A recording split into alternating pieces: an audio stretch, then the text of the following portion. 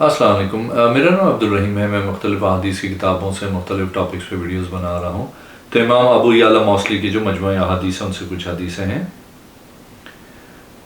اعوذ باللہ من الشیطان الرجیم، بسم اللہ الرحمن الرحیم۔ حدیث نمبر 2290، حضرت جابر رضی اللہ تعالیٰ عنہ فرماتے ہیں کہ حضور صلی اللہ علیہ وسلم نے فرمایا، بے شک شیطان مایوس ہو گیا لوگوں کو اپنی عبادت کروانے میں، لیکن ان کے درمیان نفرت پھیلانے میں مایوس نہیں ہوا۔ ایک اور حدیث ہے 2291، حضرت جابر رضی اللہ تعالیٰ عنہ سے روایت ہے، انصار سے ایک آدمی آیا جسے نعمان بن قوقل کہا جاتا تھا۔ اس نے عرض کی، یا رسول اللہ صلی اللہ علیہ وسلم، آپ صلی اللہ علیہ وسلم بتائیں، اگر میں فرض نمازیں پڑھوں اور حلال کو حلال جانوں اور حرام کو حرام جانوں، اس پہ کوئی اضافہ نہ کروں، تو میں جنت میں داخل ہو جاؤں گا؟ آپ صلی اللہ علیہ وسلم نے فرمایا، جی ہاں۔ ایک اور حدیث ہے 2292، حضرت جابر رضی اللہ تعالیٰ عنہ سے روایت ہے، ایک آدمی نے پوچھا، کون سی نماز افضل ہے؟ آپ صلی اللہ علیہ وسلم نے فرمایا، جس میں لمبا قیام ہو۔ ایک اور حدیث ہے 2293، حضرت جابر رضی اللہ تعالیٰ عنہ سے روایت ہے، حضور صلی اللہ علیہ وسلم گھوڑے سے نیچے گرے، آپ صلی اللہ علیہ وسلم کا پاؤں زخمی ہوا۔ اس کے بعد آپ صلی اللہ علیہ وسلم کے پاس ہم داخل ہوئے تو آپ صلی اللہ علیہ وسلم فرض نماز بیٹھ کر ادا کر رہے تھے۔ آپ نے ہمیں اپنے ہاتھ سے بیٹھنے کا اشارہ کیا، پھر آپ صلی اللہ علیہ وسلم نے سلام پھیرا اور فرمایا، جب امام بیٹھ کے نماز پڑھے تو تم بھی بیٹھ کر پڑھو، جب کھڑے ہو کے نماز پڑھے تو تم بھی کھڑے ہو کے نماز پڑھو۔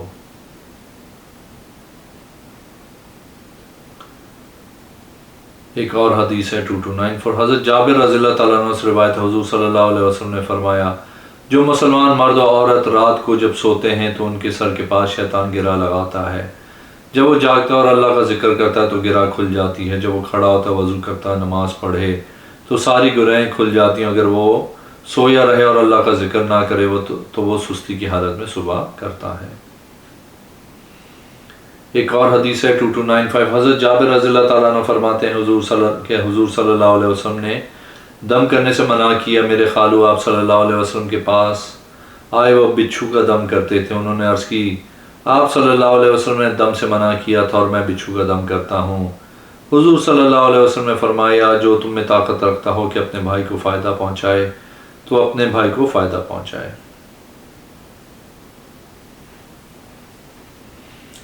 ایک اور حدیث ہے 2296، حضرت جابر رضی اللہ تعالیٰ عنہ سے روایت ہے، حضور صلی اللہ علیہ وسلم نے فرمایا، جب تم میت کو خوشبو لگاؤ تو طاق مرتبہ لگاؤ۔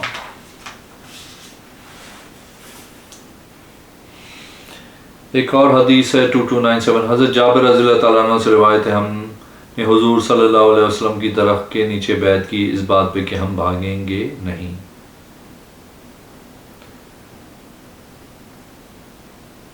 ایک اور حدیث ہے 2298، حضرت جابر بن عبداللہ رضی اللہ تعالیٰ عنہ فرماتے ہیں کہ ہم حضور صلی اللہ علیہ وسلم کے پاس آئے، آپ صلی اللہ علیہ وسلم نے فرمایا، کیا تم مجھ سے یہ سوال کرنے کے لیے آئے ہو؟ ہم نے عرض کی، جی ہاں۔ فرمایا، میرے نام پہ نام رکھو، میری کنیت پہ کنیت نہ رکھو۔ تم قیامت کا ذکر کرتے ہو؟ ہم نے کہا، جی ہاں۔ آپ صلی اللہ علیہ وسلم نے فرمایا، کوئی سانس لینے والی جان نہیں ہے کہ اس پہ 100 سال گزرے۔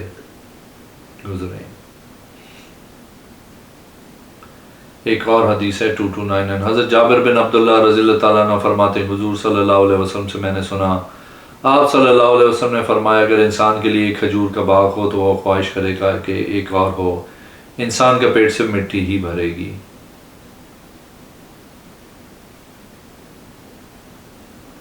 ایک اور حدیث ہے 2300، حضرت جابر رضی اللہ تعالیٰ عنہ فرماتے ہیں، عبداللہ بن ابی کی لونڈی تھی، اس کو مسیکہ کہا جاتا تھا، اس کے لیے کہ وہ اس کو ناپسند کرتی تھی۔ وہ حضور صلی اللہ علیہ وسلم کے پاس آئی، اس کی شکایت کی تو اللہ عز و جل نے حکم نازل کیا، اگر تمہاری لونڈی گناہ سے بچنا چاہتی ہے تو تم انہیں برے کام پر اس لیے مجبور نہ کرو کہ تم دنیا کی زندگی کا مال چاہتے ہو۔ سورہ نور نمبر 33۔ ایک اور حدیث ہے 2301، حضرت جابر رضی اللہ تعالیٰ عنہ فرماتے، حضور صلی اللہ علیہ وسلم نے فرمایا، جو مومن مرد اور مومن عورت، مسلمان مرد اور مسلمان عورت بیمار ہوتے ہیں، اس کے ساتھ اللہ عز و جل غلطیاں معاف کرتا ہے۔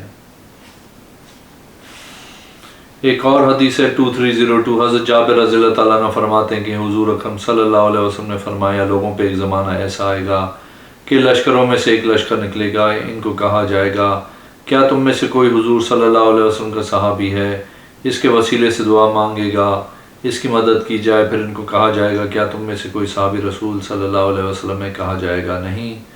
وہ ہے جس نے صحابی کی صحبت اختیار کی؟ ان کو کہا جائے گا نہیں۔ کہا جائے گا وہ ہے جس نے صحابی کے دیکھنے والوں کو دیکھا، اگر تم نے سنا ہو سمندر کے پیچھے اس کے متعلق تو تم اس کو ضرور لاؤ گے۔ پھر اس کے بعد ایسے لوگ آئیں گے کہ وہ قرآن پڑھیں گے لیکن وہ قرآن کے اندر ہے ان کو نہیں جانیں گے۔ ایک اور حدیث ہے 2303، حضرت جابر رضی اللہ تعالیٰ عنہ فرماتے ہیں ہم حضور صلی اللہ علیہ وسلم کے ساتھ ایک سفر میں نکلے، بہت تیز ہوا آئی، قریب تھا کہ ہماری سواری کو ہانک لے جاتی۔ حضور صلی اللہ علیہ وسلم نے فرمایا یہ ہوا بھیجی گئی ہے کسی منافق کی موت کی خبر دینے کے لیے۔ جب مدینہ شریف آئے تو وہ اسی دن مر گیا تھا جس دن ہوا چلی تھی، منافقوں میں سے بڑا۔ ایک اور حدیث ہے 2304، حضرت جابر رضی اللہ تعالیٰ عنہ فرماتے ہیں میں نے حضور صلی اللہ علیہ وسلم سے سنا ہے کہ ہلاکت ہے ان ایڑیوں کے لیے جہنم سے جو خشک رہ جاتی ہیں۔ ایک اور حدیث ہے 2305، حضرت جابر رضی اللہ تعالیٰ عنہ فرماتے ہیں کہ حضور صلی اللہ علیہ وسلم نے فرمایا ایمان حجاز والوں میں ہے اور سختی اور سخت دلی قبیلہ ربیہ اور مدر میں ہے۔ ایک اور حدیث ہے 2306، حضرت جابر رضی اللہ تعالیٰ عنہ فرماتے کہ ہم حضور صلی اللہ علیہ وسلم کے ساتھ ایک سفر میں نکلے، بہت تیز ہوا آئی۔ حضور صلی اللہ علیہ وسلم نے فرمایا یہ ہوا بھیجی گئی ہے کسی منافق کی موت کی خبر دینے کے لیے۔ جب وہ مدینہ شریف آئے تو وہ مر گیا تھا ان منافقین میں سے بڑا۔ ایک اور حدیث ہے 2307، حضرت ابو سعید رضی اللہ تعالیٰ عنہ سے روایت ہے کہ میں حضور صلی اللہ علیہ وسلم کے پاس اس حال میں آئے کہ آپ چٹائی پہ نماز پڑھ رہے تھے اور میں آپ صلی اللہ علیہ وسلم کے پاس آیا، آپ صلی اللہ علیہ وسلم کے کپڑے میں لپٹ کے نماز پڑھ رہے تھے۔ ایک اور حدیث ہے 2308، حضرت جابر رضی اللہ تعالیٰ عنہ سے روایت ہے حضرت عمر رضی اللہ تعالیٰ عنہ نے ایک آدمی کو دیکھا جس نے وضو کیا لیکن اپنے پاؤں پہ ناخن کے برابر جگہ چھوڑ دی تو آپ نے اسے دوبارہ وضو کرنے کا حکم دیا۔ ایک اور حدیث ہے 2309، حضرت جابر رضی اللہ تعالیٰ عنہ سے روایت ہے کہ آپ سے اس شخص کے بارے میں پوچھا گیا جو نماز میں ہنستا ہے تو آپ نے فرمایا وہ دوبارہ نماز لوٹائے اور وضو دوبارہ نہ کرے۔ ایک اور حدیث ہے 2310، حضرت جابر رضی اللہ تعالیٰ عنہ فرماتے ہیں اگر میں ایسی قوم کے پاس آؤں جو نماز پڑھ رہی ہو میں ان کو سلام نہیں کروں گا۔ ایک اور حدیث ہے 2311، حضرت جابر رضی اللہ تعالیٰ عنہ فرماتے ہیں کہ میں بدر کے دن اپنے دوستوں کو پانی پلاتا رہا۔ ایک اور حدیث ہے 2312، حضرت جابر رضی اللہ تعالیٰ عنہ فرماتے ہیں کہ جب میت کو قبر میں داخل کیا جاتا ہے تو فرشتہ آتا ہے، اس کو اٹھاتا ہے جس طرح سوئے ہوئے کو اٹھایا جاتا ہے، اس سے دو سوال کرتا ہے، وہ ان کا جواب دیتا ہے۔ وہ دونوں کہتے ہیں تیرا دین کیا ہے؟ وہ کہتا ہے اسلام۔ وہ کہتا ہے مجھے چھوڑو میں نکلوں اور گھر والوں کو بتاؤں، اور وہ دونوں سے کہتے ہیں خاموش رہو۔ ایک اور حدیث ہے حدیث نمبر 2313، حضرت ابی سفیان فرماتے ہیں کہ میں نے حضرت جابر رضی اللہ تعالیٰ عنہ سے سوال کیا کہ وہ مکہ میں مجاور تھے، بنی فہر کے گھر تھے، ان میں سے ایک آدمی نے پوچھا کیا تم اہل قبلہ میں سے کسی کو مشرک کہہ کے پکارتے ہو؟ آپ رضی اللہ تعالیٰ عنہ نے فرمایا اللہ کی پناہ۔ آپ رضی اللہ تعالیٰ عنہ سے عرض کیا تم کسی کو کافر کہہ کے پکارتے ہو ان میں سے؟ آپ رضی اللہ تعالیٰ عنہ نے فرمایا نہیں۔ ایک اور حدیث ہے 2314، حضرت جابر رضی اللہ تعالیٰ عنہ مرفون بیان کرتے ہیں کہ حضور صلی اللہ علیہ وسلم یہ دعا کرتے تھے اے دلوں کے پلٹنے والے میرے دل کو پلٹ دے اپنے دین پہ، میرے دل کو پلٹ اپنے دین پہ۔ عرض کی گئی یا رسول اللہ صلی اللہ علیہ وسلم ہم پر آپ خوف کرتے ہیں حالانکہ ہم ایمان لائے ہیں اس پر جو آپ صلی اللہ علیہ وسلم لے کے آئے ہیں۔ آپ صلی اللہ علیہ وسلم نے فرمایا بے شک دل دو انگلیوں کے درمیان ہے، جس طرف چاہے پلٹ دے۔ حضرت آمش نے دو انگلیوں کے ساتھ اشارہ کیا۔ ایک اور حدیث ہے 2315 حضرت جابر رضی اللہ تعالیٰ عنہ سے روایت ہے کہ میں حضور صلی اللہ علیہ وسلم کی بارگاہ میں آیا، آپ سے عرض کی گئی بخار ہم پہ بہت زیادہ ہے۔ آپ صلی اللہ علیہ وسلم نے فرمایا اگر تم چاہو تو میں تم سے دعا کر کے اٹھا دیتا ہوں، اور اگر تم چاہو تو تمہارے گناہوں کا کفارہ ہو جائے۔ انہوں نے عرض کی ہمارے لیے گناہوں کا کفارہ ہو جائے۔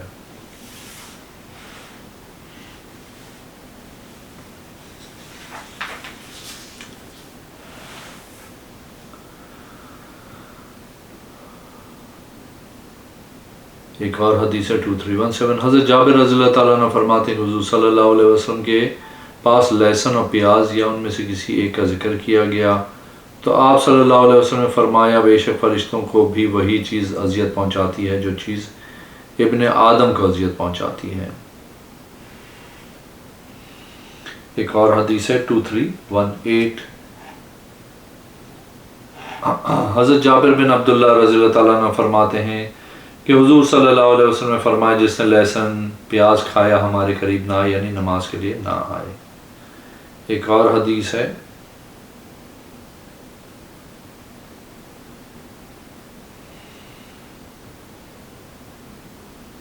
2320 حضرت جابر بن عبداللہ رضی اللہ تعالیٰ عنہ فرماتے ہیں حضور اکرم صلی اللہ علیہ وسلم نے فرمایا نہ ذبح کرو مگر ایک سال کا، اگر تم پہ تنگی ہو ایک سال والے تو بھیڑ ذبح کرو جو سال کی دکھائی دے۔ ایک اور حدیث ہے 2321 حضرت جابر رضی اللہ تعالیٰ عنہ فرماتے ہیں کہ حضور صلی اللہ علیہ وسلم نے منع فرمایا خشک اور ترک اور کشمش اور کھجور کی نبیذ سے یا فروغ کرنے سے۔ ایک اور حدیث ہے 2322 حضرت جابر رضی اللہ تعالیٰ عنہ سے روایت ہے حضور صلی اللہ علیہ وسلم نے فرمایا مومن ایک آنت سے کھاتا ہے اور کافر 7 آنتوں میں کھاتا ہے۔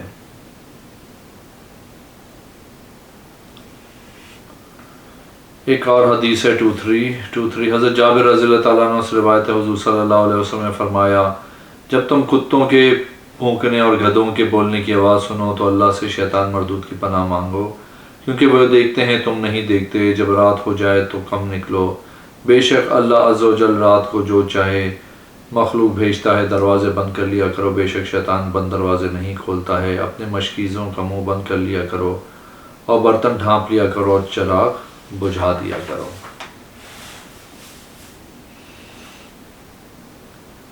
ایک اور حدیث ہے 2324 حضرت ابو ندرہ فرماتے ہیں میں نے حضرت ابن عباس رضی اللہ تعالیٰ عنہ سے سنا آپ رضی اللہ تعالیٰ عنہ بصرہ کی مسجد میں خطبہ ارشاد فرما رہے تھے کہ حضور صلی اللہ علیہ وسلم نے فرمایا کوئی نبی نہیں مگر اس نے دعا کی ہو اور اس کی دعا دنیا میں قبول نہ ہوئی ہو، میں نے اپنی دعا اپنی امت کی شفاعت کے لیے قیامت کے دن کے لیے مؤخر کر دی ہے، میں اولاد آدم کا سردار ہوں، اس پہ فخر نہیں، میری قبر زمین میں سے سب سے پہلے کھلے گی، اس پہ فخر نہیں، ہم کا جھنڈا میرے ہاتھ میں ہوگا، آدم علیہ السلام اور آپ کے علاوہ سارے میرے جھنڈے کے نیچے ہوں گے، اس پہ فخر نہیں، قیامت کا دن لوگوں پہ لمبا ہوگا اور سخت ہوگا، یہاں تک کہ ان میں سے بعض سے کہیں گے آدم علیہ السلام کے پاس چلو، وہ ہمارے لیے اپنے رب کے ہاں شفاعت کرے، ہمارے درمیان فیصلہ کر دیا جائے، بس وہ حضرت آدم علیہ السلام کے پاس چلے آئیں گے،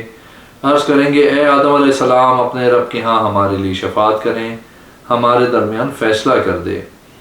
حضرت آدم علیہ السلام فرمائیں گے میں یہاں آپ لوگوں کے لیے کچھ نہیں کر سکتا، میں جنت سے اپنی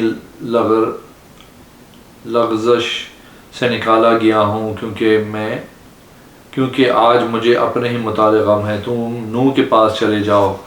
وہ لوگ عرض کریں گے نوح ہمارے لیے اپنے رب کے ہاں شفاعت کریں، ہمارے درمیان فیصلہ فرمائے۔ حضرت نوح علیہ السلام فرمائیں گے میں یہاں تمہارے لیے کچھ نہیں کر سکتا ہوں، کیونکہ میں نے زمین والوں کے لیے غرق ہونے کی دعا کی تھی اور مجھے غم اپنے ہی متعلق ہے، تم حضرت ابراہیم علیہ السلام کے پاس چلے جاؤ، وہ رحمان کے دوست ہیں، وہ ابراہیم علیہ السلام کے پاس آئیں گے، عرض کریں گے اے ابراہیم ہمارے لیے اپنے رب کے پاس شفاعت کرو، وہ ہمارے درمیان فیصلہ کرے۔ حضرت ابراہیم علیہ السلام فرمائیں گے میں یہاں تمہارے لیے کچھ نہیں کر سکتا ہوں، کیونکہ میں نے اسلام میں 3 باتوں میں توریہ کیا تھا، وہ یہ ہے میں بیمار ہوں، 2 یہ کہ بڑے بت نے کیا ہے، تیسرا جس وقت بادشاہ کے پاس سے گزرا تھا اس نے آپ کی بیوی کو پکڑا تھا تو آپ نے فرمایا یہ میری بہن ہے، حضور صلی اللہ علیہ وسلم نے فرمایا اللہ کی قسم ابراہیم نے یہ توریہ اصل بات کو چھپا کے دوسری بات کو ظاہر کرنا اللہ کی دین کی عزت کے لیے بولے تھے۔ حضرت ابراہیم علیہ السلام فرمائیں گے مجھے آج اپنا ہی غم ہے، تم حضرت موسیٰ کے پاس چلے جاؤ، کیونکہ اللہ نے ان کو اپنی رسالت اور اپنے ساتھ کلام کے لیے چنا تھا۔ وہ لوگ حضرت موسیٰ علیہ السلام کے پاس آئیں گے اور عرض کریں گے اے موسیٰ ہمارے لیے اپنے رب کے یہاں شفاعت کریں، وہ ہمارے درمیان فیصلہ فرمائے۔ حضرت موسیٰ علیہ السلام فرمائیں گے میں تمہارے لیے کچھ نہیں کر سکتا، کیونکہ میں نے ایک جان کو قتل کیا تھا اور مجھے اپنی ہی ذات کا غم ہے۔ تم حضرت عیسیٰ علیہ السلام کے پاس جاؤ، کیونکہ آپ روح اللہ ہیں اور کلمہ اللہ ہیں۔ وہ حضرت عیسیٰ علیہ السلام کے پاس جائیں گے، عرض کریں گے اے عیسیٰ ہمارے لیے اپنے رب کے یہاں شفاعت کریں کہ وہ ہمارے درمیان فیصلہ کرے۔ حضرت عیسیٰ علیہ السلام جواب دیں گے میں تمہارے لیے یہاں کچھ نہیں کر سکتا، کیونکہ لوگوں نے مجھے اللہ کے علاوہ معبود بنا لیا تھا، مجھے اپنے ہی حق کے متعلق غم ہے۔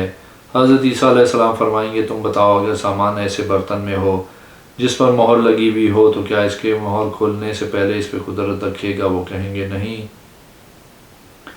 حضرت عیسیٰ علیہ السلام فرمائیں گے بے شک محمد خاتم النبیین ہیں صلی اللہ علیہ وسلم، ان کے پاس جاؤ، کیونکہ اللہ عز و جل نے آپ کی وجہ سے آپ کی امت کے پہلے اور اگلے گناہ معاف کر دیے ہیں۔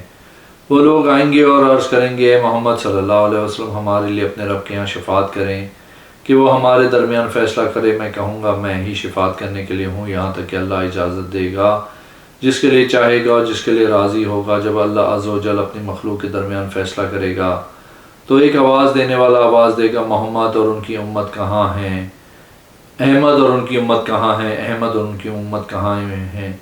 وہ آئیں گے ہم اول اور آخر بھی ہیں، بھیجنے کے لحاظ سے آخر ہیں، حساب کے لحاظ سے اول ہیں۔ ہمارے لیے امتیں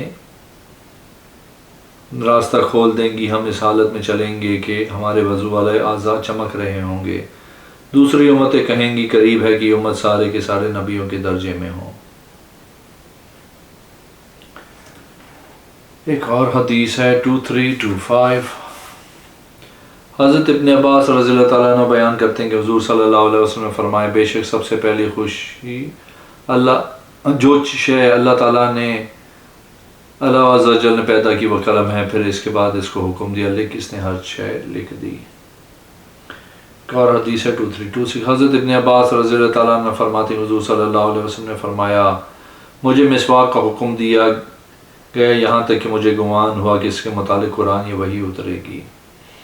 ایک اور حدیث ہے 2327 حضرت ابن عباس رضی اللہ تعالیٰ عنہ فرماتے ہیں کہ حضور صلی اللہ علیہ وسلم نے فرمایا جو تمہارے بھائی احد کے دن شہید ہوئے ہیں اللہ عز و جل نے ان کی ارواح سبز پرندوں کے پیٹوں میں رکھ دیں، ان پرندوں نے ان کی ارواح کو جنت کی نہروں میں ڈال دیا، وہ اس کا پھل کھاتے ہیں اور جو عرش کے سائے میں قنادیل لٹکے ہوئے ہیں ان کی پناہ لیتے ہیں۔ جب انہوں نے کھایا اور پیا اور قیلولہ کیا تو انہوں نے کہا یہ بات ہمارے بھائیوں کو کون پہنچائے گا کہ ہم جنت میں زندہ ہیں، تاکہ وہ جنگ کے وقت پیچھے نہ ہٹیں اور جہاد سے بے رغبتی نہ کریں۔ اللہ تعالیٰ نے فرمایا میں تو تمہاری طرف سے پہنچاتا ہوں۔ بس اللہ عز و جل نے آیت نازل فرمائی وہ لوگ گمان نہ کریں کہ جو اللہ کی راہ میں شہید ہو جائے وہ مردہ ہیں، بلکہ وہ اللہ کے ہاں زندہ ہیں۔ سورہ آل عمران 169۔